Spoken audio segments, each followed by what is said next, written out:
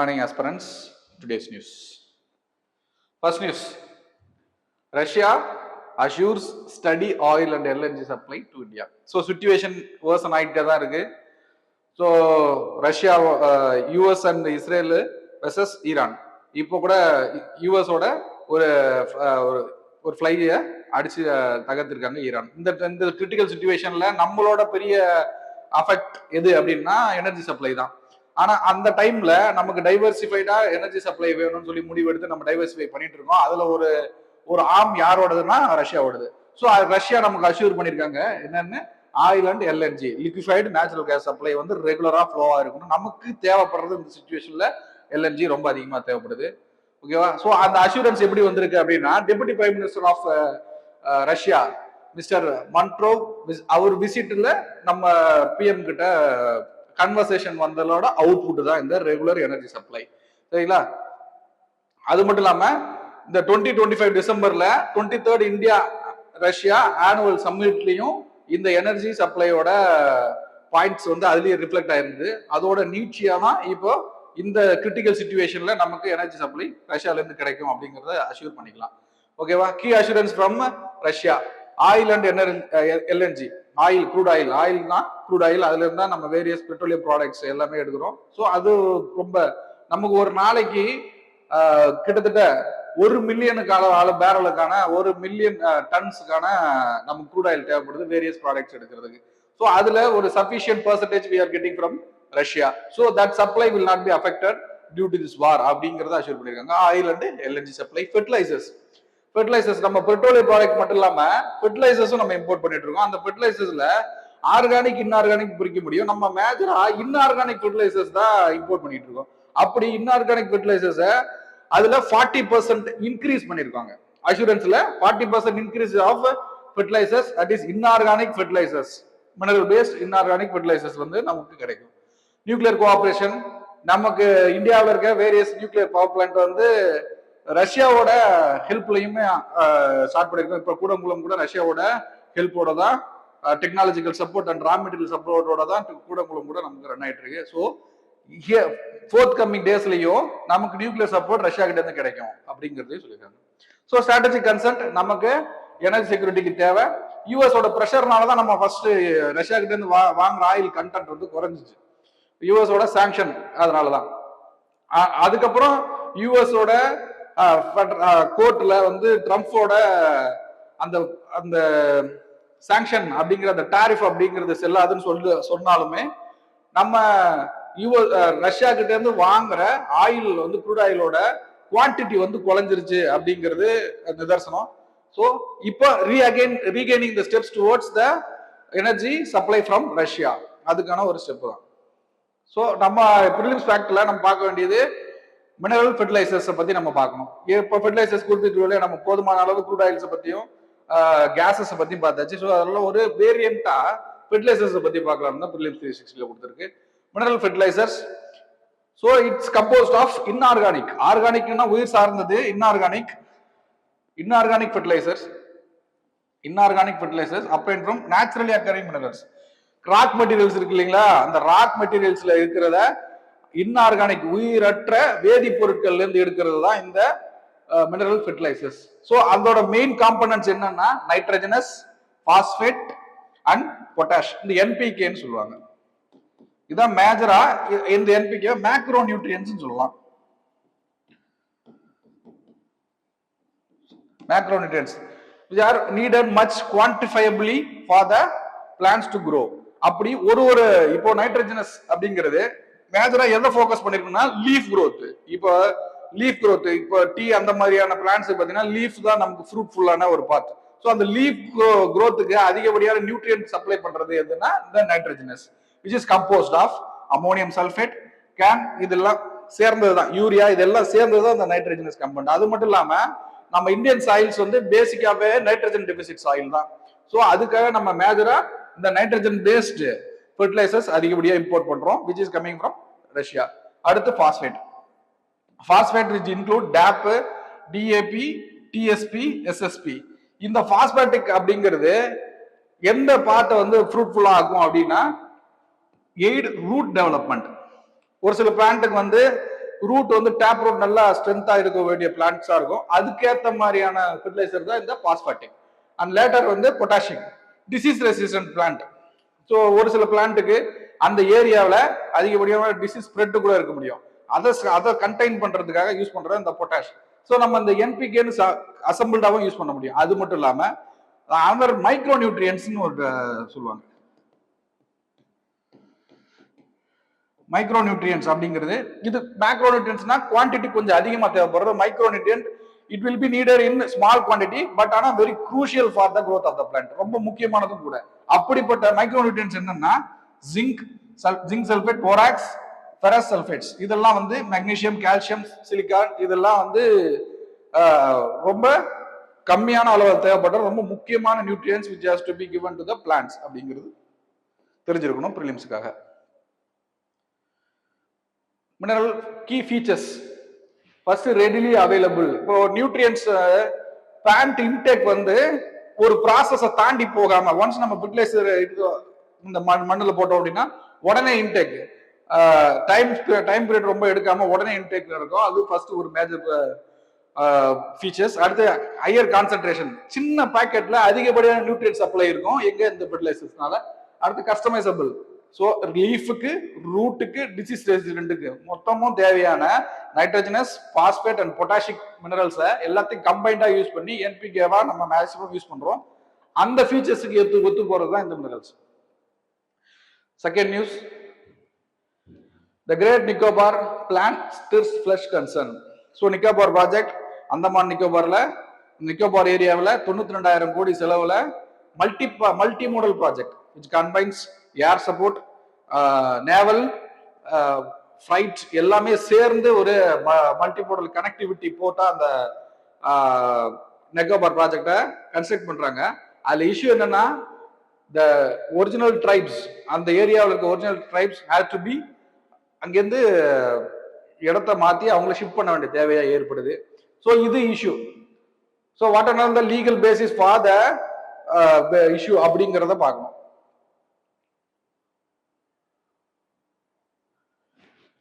First key concern contradiction. ஆக்சுவலா என்னன்னா once first இந்த ப்ராஜெக்டை ப்ரொபோஸ் பண்ணக்குள்ள கவர்மெண்ட் சொன்ன விஷயம்னா the peoples of the native tribes will not be relocated அப்படிங்கிறத ஒரு உறுதியை கொடுத்தாங்க. But they are demanding for the relocation of the tribe now.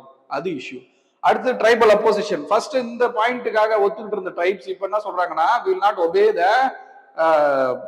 Order அப்படின்னு சொல்லி கொடுத்துட்டாங்க, ரீவியூ பண்ணிட்டாங்க. எப்பன்னா 2022 வரைக்கும் அக்செப்டபிளா வந்தவங்க forest rights, our forest rights have been breached அப்படின்னு சொல்லிட்டு they are withdrawing the support of the Nicobar project. அது நடந்தது 2022ல.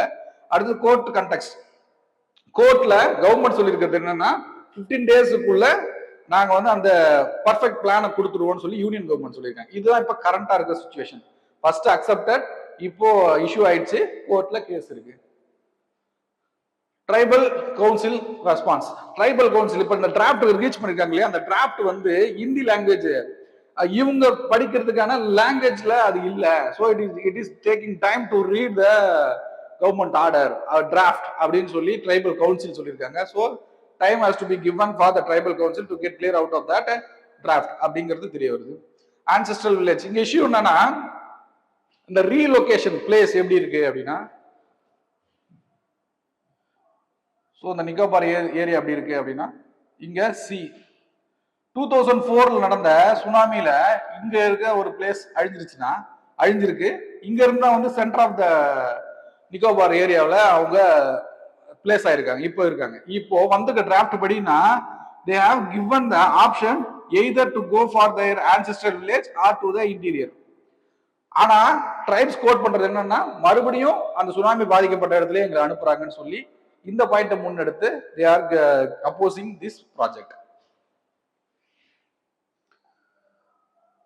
So we have to read about the Tribal Advisory Council, which is a constitutional body created under 5th schedule of the Constitution. 5th schedule அந்த 5th schedule என்ன இருக்குன்னா the states which are having the scheduled areas, அதாவது அவங்களுக்கு மட்டும் சிறப்பு திட்டங்கள், சிறப்பு சட்டங்கள் இருக்கும்.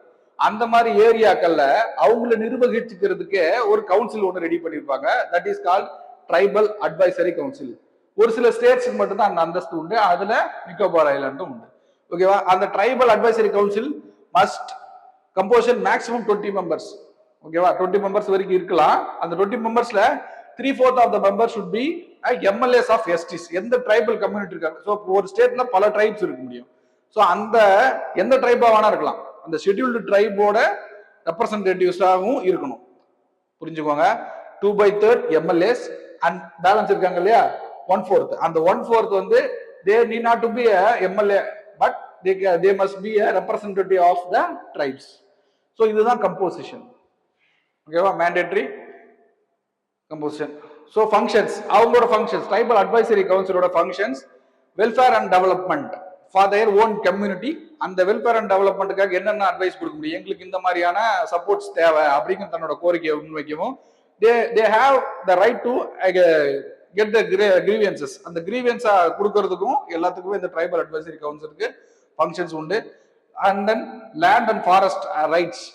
Tribes were given forest through Forest Act. They have given the rights to the tribes. அந்த ரைட்ஸ் ஏதாவது பிரீச் ஆச்சுனாலும் இந்த ட்ரைபல் அட்வைசரி கவுன்சில் தான் first play against the government. ஓகேவா? It's function it's advisory only, it's not binding.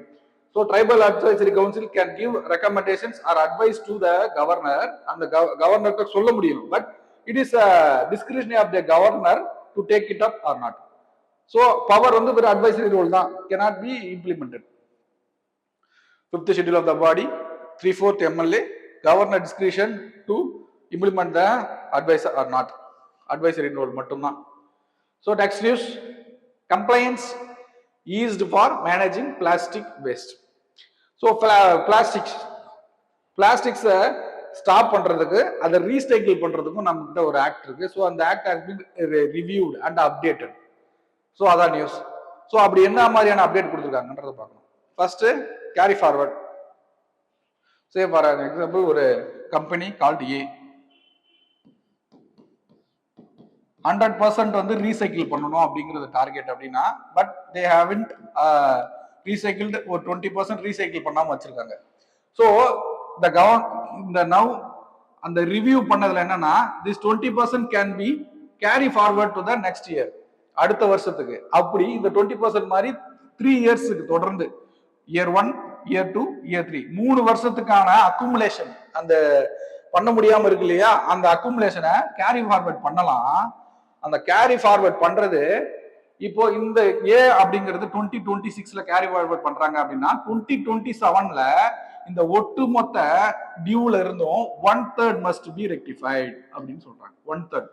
1/3 அடுத்த 3 வருஷத்துல இது நெல்லிஃபை ஆயிடும். இந்த ஒட்டுமொத்தமா டியூவா இருக்கிறது நெல்லிஃபை ஆயிடும். இதுதான் இப்ப கொண்டு வந்திருக்கிற புது ரூல்.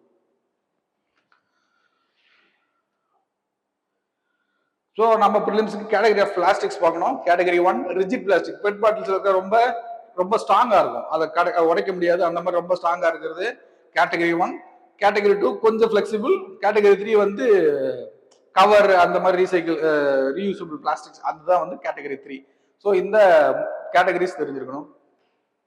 அண்ட் தென் டைப்ஸ் பிளாஸ்டிக்ஸோட, அது வந்து ஹார்டன்ஸை வச்சு, இது வந்து ப்ராப்பர்ட்டிஸை வச்சு கிளாசிபிகேஷன். ஃபர்ஸ்ட் தெர்மோ பிளாஸ்டிக்ஸ் அப்படிங்கிறது can be melted and remoulded repeatedly. So அந்த பிளாஸ்டிக்ஸை மெல்ட் பண்ணி ரீமோல்ட் பண்ணலாம். அந்த over the time the remoulding will lead to the deterioration of the quality of the plastics. இதுவும் தெரிஞ்சிருக்கணும். Thermosetting plastics cannot be remoulded, திரும்பி remould பண்ணவே முடியாது. ஸோ எப்படி நடக்கும் இந்த ப்ராசஸ் ஆக்சுவலா அப்படின்னா, சப்போஸ் ஒரு ப்ரொடியூசர் ஆர் இம்போர்ட்டர் ஒரு பிளாஸ்டிக் ப்ராடக்ட் வந்து குவான்டிட்டி ஒரு சம் 100 kg அப்படி ப்ரொடியூஸ் பண்ண வாங்கிறாரு, either producing or importing from அப்படின்னா, ஒரு ரிஜிஸ்டர்ல ரிஜிஸ்டர் ஆயிடும். ஸோ 100 kg வாங்கியிருக்காங்க அப்படின்னு. Over the time registered recycler இருப்பாங்க. ரீசைக்கிளர் என்னன்னா, இந்த ஜென்ரேட் ஆன 100 kgக்கானது இந்த ரிஜிஸ்டர் ரீசைக்கிளர் வந்து இந்த பர்சன் 100 kgக்கானதை ரீசைக்கிள் பண்ணியிருந்தா மட்டும்தான் இவர் அந்த சர்டிபிகேட் கொடுப்பாரு. ஓகேவா? இப்படிதான் அதை டாலி பண்றாங்க. ஆனா இது பர்ஃபெக்டா நடக்குதான்னு கேட்டா டவுட் தான். ஆனா ஆக்சுவலா லீகலா இருக்கிற ப்ராசஸ் இதுதான். ரெஜிஸ்டர்டு ரீசைக்கிளர் தான் கொடுப்பாங்க இந்த சர்டிபிகேட். இப்போ ஒரு அடிஷனலா ஒரு சப்போர்ட் கொடுத்துருக்காங்க. என்னன்னா this recycler will give additional certificate. என்ன அப்படின்னா சப்போஸ் இந்த ப்ரொடியூசர் 110 kgக்கான பிளாஸ்டிக்ஸை ரீசைக்கிள் பண்ணியிருந்தாருன்னா he will give the 10 kg reusable certificate to this person and he has the right to sell this 10 kg. So carbon trading இருக்கு இல்லைங்களா, same அதே மாதிரி ப்ராசஸ் தான். ஸோ இதுதான் வந்து ஆக்சுவலா நடக்கிறத, இந்த பிளாஸ்டிக்கை ரீசைக்கிள் பண்றத நடக்கிற process. Next news, MSME reluctant to switch over to piped natural gas supply. So MSME, which is the backbone of Indian economy, அதிகப்படியான எனர்ஜி அவங்க யூஸ் பண்றதும் ரியாலிட்டி தான். அதிகப்படியான எனர்ஜி மேக்ஸிமம் இங்க இருந்தோம்னா கமர்ஷியல் எல்பிஜில தான் யூஸ் பண்ணுவாங்க. கேஸ் பில்டிங்ல ஆரம்பிச்சு ஸோ எந்த மெட்டலா இருக்கட்டும் இல்ல ஒரு குக்கிங்கா இருக்கட்டும், எல்லா இடத்துக்குமே they are using the liquefied petroleum gas which has higher calorific value. ஆனா இப்போ நம்ம கவர்மெண்ட் எடுத்துக்க பாலிசி என்ன, we are moving towards piped natural gas. So MSME has facing certain hurdles to adapt to this policy. அப்படி என்னன்னு பார்க்கணும். First supply reliability. Vadodara அப்படிங்கிறது city இன் குஜராத். அந்த வதோதராவில் there's the history of almost 40 years of connection of PNG, piped natural gas. ஆனா இப்போவும் they are facing some restriction or reduction in the piped natural gas. So இவ்வளவு பெரிய இஷ்யூ இந்த சிட்டில இருக்கும்பொழுது இப்ப அடாப்ட் பண்ண MSMEs வந்து அதிகப்படியான பைப் நேச்சுரல் கேஸ் அடாப்ட் பண்ணா they didn't have any assurance, கரெக்டா கிடைக்கும்னு சொல்லி அஷூரன்ஸ் இல்ல. இது ஃபர்ஸ்ட் ஹர்டில். ரெண்டாவது வந்து போர்ட்டபிலிட்டி நீட்ஸ். அதிகப்படியான MSME எப்படி இருக்கும் அப்படின்னா போர்ட்டபிளா இருக்கும். ஒரு மிஷின்ல ஒரு பெரிய கேரவான்ல கூட ஒரு ஆபீஸை ரன் பண்ண முடியும், ஒரு ஒரு வெல்டிங் ரன் பண்ண முடியும், ஒரு ஹோட்டல்ஸை ரன் பண்ண முடியும். ஸோ மொபைல் பேஸ்டா இருக்கும் MSME. அப்படி மொபைல் பேஸ்டா இருக்கிறப்போ பைப்டு நேச்சுரல் கேஸ் லிங்கிங் வந்து அது பாசிபிள் இல்லை. இது ரெண்டாவது. மூணாவது டெக்னிக்கல் சேலஞ்சஸ். அதிகப்படியான இப்ப ஹையர் கலோரிஃபிக் வேல்யூ,